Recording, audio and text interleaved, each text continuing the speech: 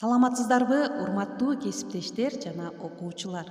Гапыр Мадаминов агайыбыздын акыл эмгегинин маданият китебинен 33-чү сабагыбызды баштайбыз. Бүгүнкү өтүлүүчү тема акыл эмгегинин маданияты китебиндеги 72 беттен 75 беттерге чейин сөздүк жаттоо темасы боюнча кеп кылабыз. Сабакты даярдаган Салтанат Бейшенова, Талас облусу. Анда эмесе сабакка көңүл буруңуздар. Алгач сабактын планы менен таанышып алыңыздар. Биринчи сөздүк жаттоо жөнүндө, экинчи сөздүк жаттоо методикасы, үчүнчү сөздүк жаттоодогу сунуштар. Сөздүк жаттоо орус тил, англис тилден сөз байлыгын өстүрүү, башка тилди үйрөнүүнүн көптөгөн метод, жолдору белгилүү. Ал жөнүндө окумуштуу адистер айтып, жазып келишүүдө. Ал эми сиздер бул айым китебинде тил үйрөнүүнүн бир ыкмасы катары сөздөрдү өздөштүрүү, сөздүк запасты көбөйтүү жана аны пайдаланып, башкалар менен сүйлөшүү аркылуу тилди үйрөнүү жөнүндө уга аласыздар. Башка тилди атайын сөздүк же баарлашуу китепчеси аркылуу да өздөштүрсө болот. Атайын дисктерге жазылган методикаларды пайдаланса да жакшы.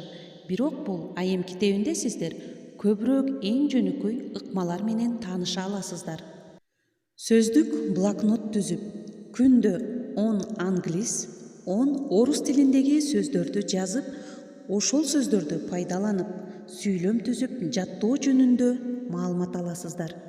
Сөздүк жаттоо методикасы: окуп жаттоо, кайталап жаттоо, жазып жаттоо, кагазга чоң, сулуу кылып, фломастер менен жазып, үйдүн эшик терезе дубалдарына илип коюп жаттоо, ырдап жаттоо, иштеп жүрүп жаттоо, сүйлөшүп жаттоо, жолдо жүрүп жаттоо, талкуулап жаттоо, ичиңден кайталап жаттоо жана диктофонго жаздырып жаттоо, салыштырып жаттоо, ойлоп жаттоо.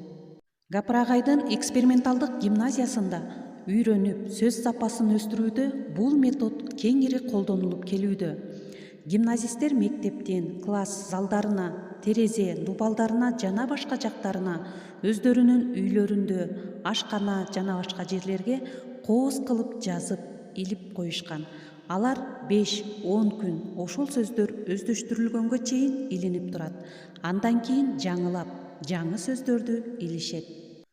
Бул сөздүктөр кийин экзамен, сессияларга, олимпиада, тестке, күндөлүк сабактарга даярданганда мына ушул сөздүктөрдү таап пайдалансак дагы эң жакшы натыйжасын берет.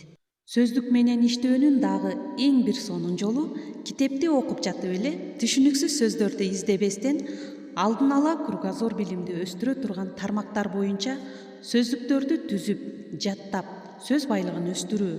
Мисалы, маданият боюнча сөздөр, илим техника боюнча, химия, биология, тарых жана башкалар боюнча сөздөрдү чогултуу. Сөздүктү өздөштүрүүнүн бир артыкчылыгы ал сөздөрдү жолуктургандан кийин студент кезде өндүрүш, турмушта кыйналып калбас үчүн алдын ала силер даяр болосуңар. Сабагыбыздын 3-чү планы сөздүк жаттоодогу сунуштар. Алар кайсылар? Биринчи, туура, даана окуп айтуу, сөздүн этимологиясы, келип чыгышын билүү, ошондой эле сөздөрдүн маанисин толук, кең мааниде билүү. Көркөм адабият, аңгеме, повесть жана башкаларды окуп, сөздөрдү өздөштүрүү. Ошондой эле үйрөнмөкчү болгон тилде ыр, макал, афоризмдерди, көркөм айтуу, бир эле текст кыргыз, орус, англис тилдеринде берилген.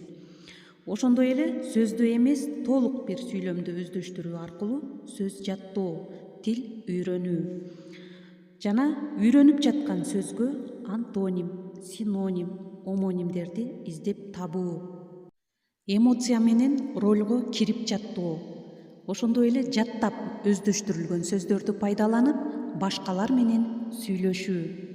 Анда эмесе бүгүнкү сабагыбызды жыйынтыктайбыз. Сөздүк жаттоо деген темада сиздер эң жакшы маалыматтарды ала алдыңыздар деп ойлойм.